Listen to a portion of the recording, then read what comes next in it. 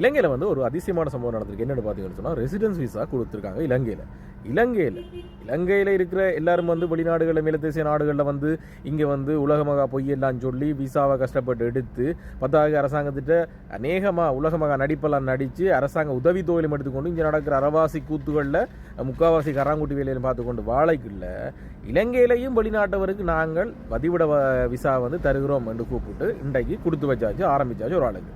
உண்மைக்குமே பாராட்டத்தக்க விஷயம். இலங்கை வரலாற்றில் இலங்கையில் அதாவது கடந்த 2023ஆம் ஆண்டு கொண்டு வரப்பட்ட கெசட்டின் அடிப்படையில் அதை வச்சுக்கொண்டு இந்த முதலீட்டாளர்களுக்கான பதிவிட விசா வந்து அங்கே வழங்கப்பட்டிருக்குது. 5 வருஷம் மற்றும் 10 வருஷம். அதாவது அவர்கள் முதலீடு தொகையின் அளவை பொறுத்து, அதுக்கு முக்கியமாக அவங்கள் இலங்கை அரசாங்கத்தால் அங்கீகரிக்கப்பட்ட வர்த்தக வங்கிகளில் இந்த விசா ப்ரோக்ராமுக்கான இந்த முதலீட்டு கணக்கு ஆரம்பித்து அதில் முதலீடணும். அது எப்படின்னு பார்த்தீங்கன்னு சொன்னால், இலங்கை அதாவது அமெரிக்கன் $1 லட்சம் அவர்கள் முதலீட்டாளர்கள்னு சொன்னால் 5 வருடம் இலங்கையிலிருந்து அவர்கள் தங்களோட வர்த்தக நடவடிக்கைகளை மேற்கொள்ளலாம், இலங்கையில் இருக்கலாம் என்ற ரீதியில் இந்த விசா வழங்கப்படுது. அதேவேளை $2 லட்சம் அமெரிக்க அதற்கு மேற்பட்ட தொகையும் அவர் வாய்ப்பில் விடுவார்னு சொன்னால் 10 வருஷம் இருக்கலாம்னு சொல்லி உண்மைக்குமே இலங்கை பாராட்டத்தக்க விஷயம். எந்த அளவுக்கு என்ன ஒரு சாத்தியமாகாத ஒரு விஷயம் என்று பார்க்குற இடத்துல சாத்தியப்படக்கூடிய வகையில் இப்போ பாருங்க, இப்போ 5 வருஷம் மண்டையில் $1 லட்சம் முதலீடு செய்யலாம். அது பெரிய ஒரு விஷயம் இலங்கையை பொறுத்த வரைக்கும்.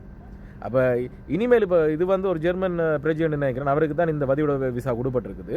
ஆனால் $2 லட்சம் இன்றைக்கு அதுவும் எல்லா நாடுகளுக்கும் இல்லை, இதில் வரையறுக்கப்பட்ட குறிப்பிட்ட நாடுகளுக்கு. ஸோ அந்த நாடுகளிலிருந்து இவ்வளோ முதலீடு செய்யும்போது இலங்கைக்கு முதலீடுகளை அங்கே வளர்ச்சி பாதையில் அது ஒரு முக்கிய பங்களிப்பாக இருக்க போகுது.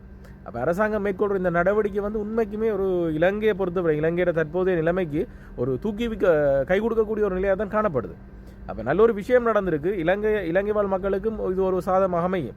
ஏன்னு சொன்னால் இலங்கையோட உண்மைக்கும் அதில் பாதாளத்தில் விழுந்த இலங்கையை வந்து ரணில் கட்டியெழுப்பு வந்து அதை தொடர்ந்து இந்த அரசாங்கம் இப்படியே தொடர்ந்து கொண்டு போய்க்கல. இலங்கை வந்து பழைய நிலைமைக்கு வரும், அபிவிருத்தி அடைந்து வரும் நாடுகள் லிஸ்ட்டுக்குள்ளே அப்படியே மேல் நோக்கி வரைக்கல.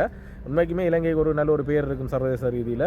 அதே போல் மக்களுக்கும் அதனூடாக பொருளாதார ரீதியாகவா அரசியல் ரீதியாக எந்தவித சாதகமான நடவடிக்கை அங்கே நடக்க போகிறது இல்லை. பொருளாதார ரீதியாக ஏதாவது ஒரு சாதகமான நடவடிக்கைகள் எதிர்காலத்தில் இடம்பெறக்கூடும். ஸோ இலங்கையில் இந்த ரெசிடென்ஸ் விசா ஆரம்பிச்சிருந்தது வந்து எதிர்காலத்துக்கு ஒரு நல்ல விஷயமான அடிக்கலாக தான் பார்க்கப்படுது. ஸோ பொறுத்திருந்து பார்ப்போம் இது எந்த அளவுக்கு சாத்தியமாகுதுன்னு சொல்லி. ஏன்னு சொன்னால் $1 லட்சம் $2 லட்சம் பெரிய விஷயம்.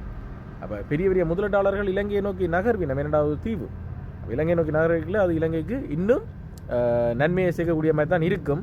ஆனால் ஒவ்வொரு நன்மைக்குள்ளேயும் ஏதாவது ஒரு பிரச்சனை வரத்தான் இருக்கும். பொறுத்து பார்ப்போம்.